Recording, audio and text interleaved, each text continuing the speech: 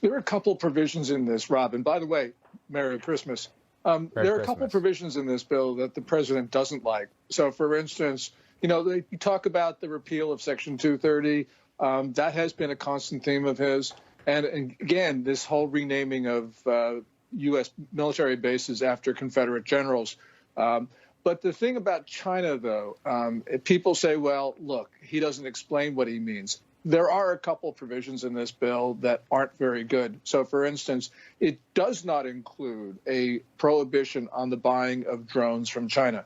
China manufactures about 80–90% of the drones. There's one company in China, DJI, that manufactures like 70%, 75% of the world's drones. They're a little bit of a danger if we use them because they upload information into the cloud where China can take it.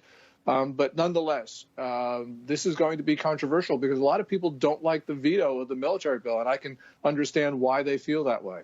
All right, so two prominent mayors in the Midwest were sleeping with a Chinese spy. Eric Swalwell was sleeping with that same spy.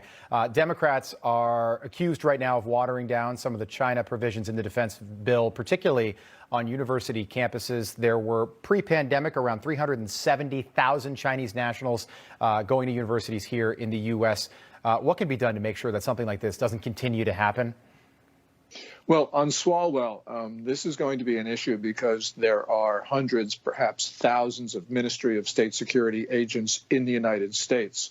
And indeed, China has hundreds of thousands of collectors of information because they interview returning business people, tourists, students, everybody for information about the U.S., which they then collate using artificial intelligence and big data. Swalwell is a big issue because he refuses to talk about his personal relationships with a suspected MSS spy. That's Christine Fong or Fong Fong. So this is something which I think President Trump has absolutely been right about. We've been far too lax about this.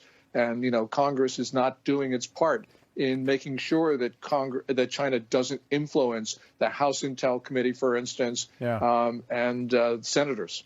Gordon, I've kind of taken issue with this over the last several months, really the entirety of the pandemic. But there's this prevailing attitude in the U.S. The governor of New York, Andrew Cuomo, calls it the European coronavirus, that Americans shouldn't be angry with China for letting this virus get out. Everything that we're dealing with, I'm socially distant from my co-anchor right now. Everything we're dealing with is a result of what happened in Wuhan, China.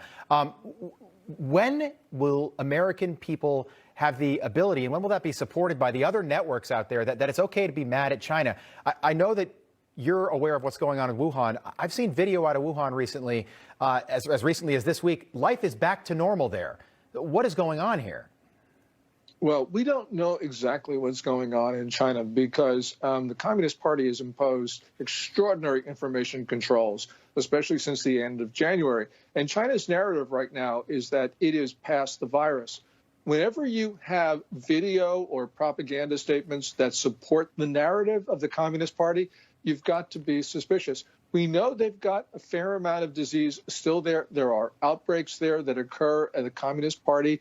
They've done a good job in sense of stopping the disease, but that's only at great cost to society. Yeah. I suspect it's really a lot worse than they say.